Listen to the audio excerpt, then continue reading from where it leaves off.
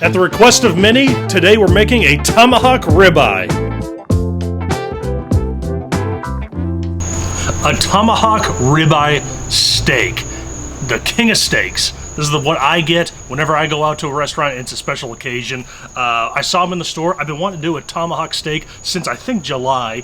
You all bought them up apparently, and there was none for me. So I was in the butcher shop, this was available, and I had to jump on it. So we're cooking this thing up. We're gonna reverse sear it. This is gonna go for 225, 250 for maybe 45 minutes or an hour, and then we're gonna blast it over a super hot fire. Simple salt and pepper blend, as well as a garlic, butter, and rosemary basting sauce. We're gonna throw that on and hit it with a couple times while it's cooking. So stick around, we're gonna fire it up. If this is your first time to the channel, go ahead and hit that subscribe button, hit that like button. It definitely helps the channel out, and I certainly appreciate it. And comment with what you're gonna be cooking this weekend. So the beauty of this ribeye is that it's gonna be super simple.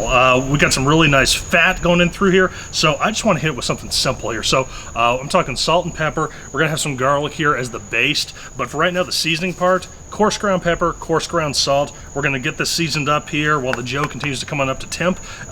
So for now, let's get this seasoned up and flip it around to make sure it's all nice and evenly coated. Okay, let's get this seasoned up, and you don't need to be gentle with this. It's a huge chunk of meat. So go ahead and just hit it, lay it on thick. This is the only thing I'm gonna be using this container with, so no worries about cross-contamination. Flip that back over. More salt and pepper. Look at that. Come on. That's going to be good. A little more on the edges there. And then put a little on the side there. And then like to roll it. See that? Roll it all around. Kind of mop it up.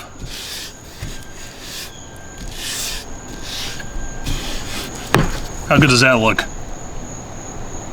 You could just blast this over the fire if you wanted to, but we're going to be a little more intentional. We're going to let the grill come up to temp.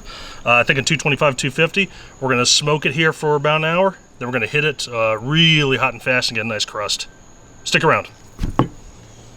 Okay, 250 degrees. I'm not using any smoke. I'm not really aiming for barbecue flavors or super smoke flavors, hence why we're doing just salt and pepper and then a little bit of garlic butter at the very end there. So this is ready to go. If you can't find yourself a tomahawk monster ribeye like this, all this is just a bone-in ribeye, just with a cool little handle here. So you can probably find a ribeye. You can definitely find a ribeye, but you can probably find a bone-in ribeye as well, and that's going to taste just as good. So for right now, this got some salt and pepper on this. It's been sitting for a few minutes and it's looking really nice. We're gonna get this on the Joe and get it cooking nice, low and slow. Okay, so I got the heat deflectors in, pretty simple setup here. I'm gonna lay this ribeye in. You can see there's really not much room here. This is a classic Joe, so I believe it's 18 inches across, and my butcher actually told me that a traditional bone-in ribeye is 17 and a half, and he's pretty spot on here. So this is really good. You could fit probably a couple of these if you wanted, especially if you kind of like overlapped them some, but this is gonna look really good here for a while. We're gonna let this sit.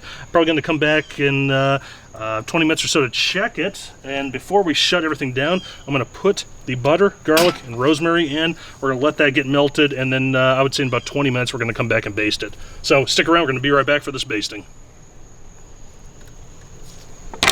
Folks, it's been about 30 minutes or so. I just came on out and looked at it. It's looking pretty good. Looks like it's coming along nice.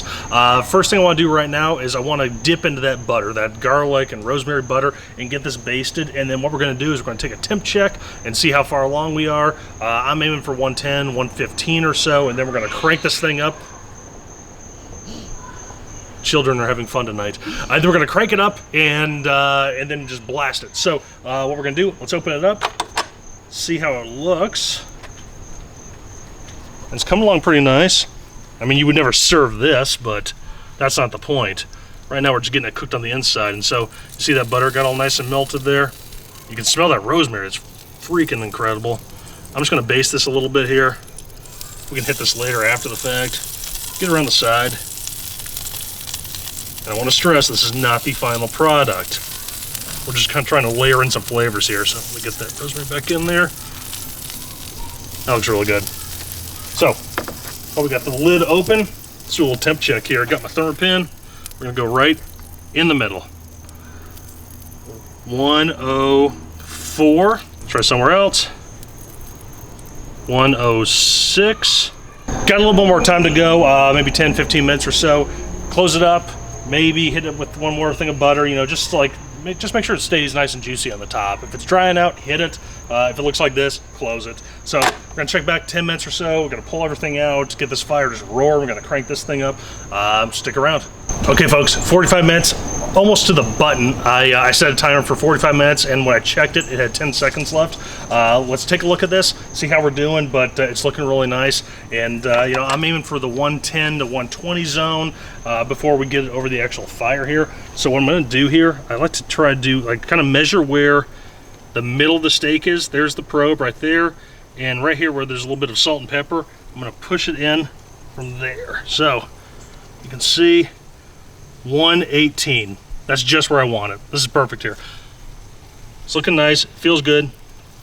We're gonna get this off, get these grates out, get the heat deflectors out, and get this fire rolling. Folks, I want to show you what I did here. So I pulled the steak off, obviously, and I opened it up here. So if you come on in and take a look at this, I took out the grill grates and I lowered, or I'm sorry, I didn't take out the grill grates, I took out the heat deflectors, put the grill grates in the lower position.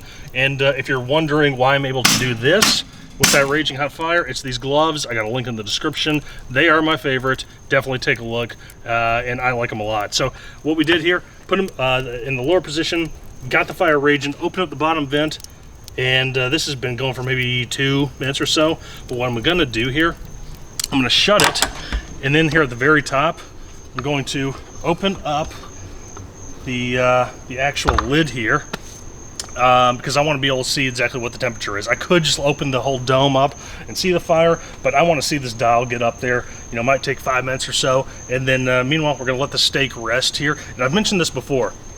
Reverse searing a steak, one of my favorite ways to do it, and one of the reasons that is because that traditional rest period that you usually have to do for steaks, you don't have to do it with reverse sear. So as we're waiting on this grill to come up to temp, this is the rest phase. So when we pull this off, we can throw this on a plate, throw it on a platter, and slice into it, and we're good to go.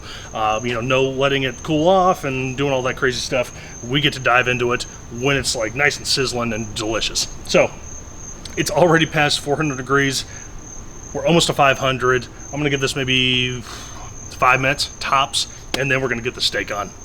Folks, it's been 5 minutes. We're over 600, we're about 600 degrees right now, creeping up, but you know, the fire looks incredible. Definitely all we need to get this thing blasted. So if you wanna come on in, take a look at this, and we're gonna open this up and get the steak on. Look at that, that's what you're looking for. Nice even fire. Gonna cover all the portions of that big steak. Okay, steak on.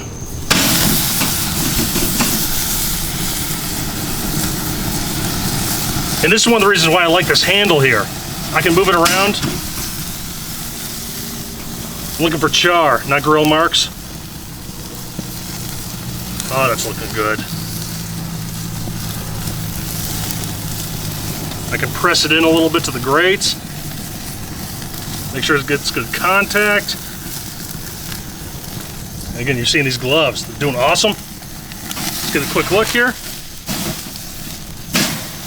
Now, I'm a believer in flipping, so I might flip this a few more times. But that's looking really nice. So nice that I might carefully hit this with a little more butter, because why not? Woo! That's flavor. The bigger the flame, the better it tastes. Back over.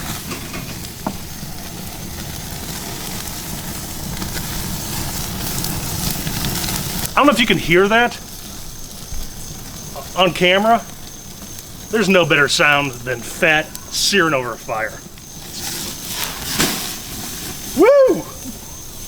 That's looking real good. I don't know if you can see that. Come on. That's steakhouse quality right there. Let's give this another minute.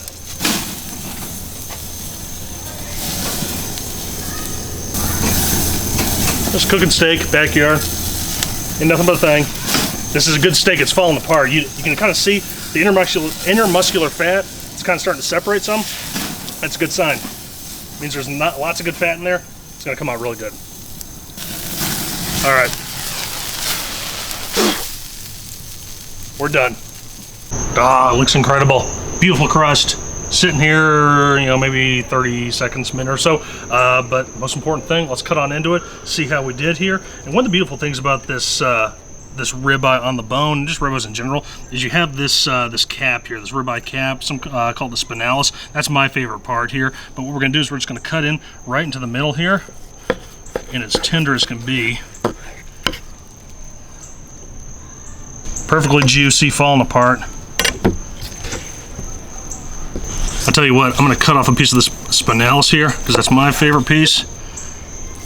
Ah, we're gonna give this a bite here. Beautiful, nice and crusty.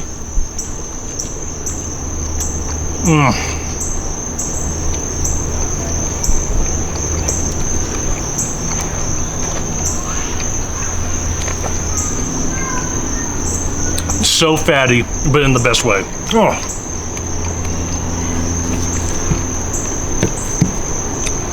This is a two-person meal.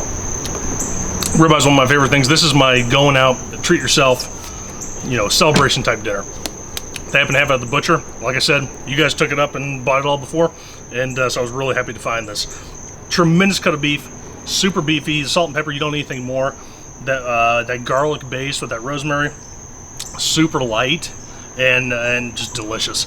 Like I said, nice and crispy. The fat gets all nice and kind of caramelized over that super hot fire, and we probably cooked that thing over the fire for maybe a minute in total. And it came out perfect. So 45 minutes smoked, 45 minutes going low and slow, 250, and a couple minutes searing real hot and fast. It does not have to be a special occasion to make something like this. We're talking about an hour cook time total, and it's phenomenal. Great for parties, great for impressing your friends, great for just enjoying by yourself on a night when you're celebrating. So, as always, had a blast cooking, had a blast making this steak. Gonna enjoy even better, gonna enjoy even more eating it. But as always, if you like this video, hit that like button. It helps the channel out a lot. Hit the subscribe button and comment with you know how you cook your steaks and just, you know, any sort of recommendations that that you might have. So, as always, it's been a blast. Thanks for joining us. I'm Max. See you next week.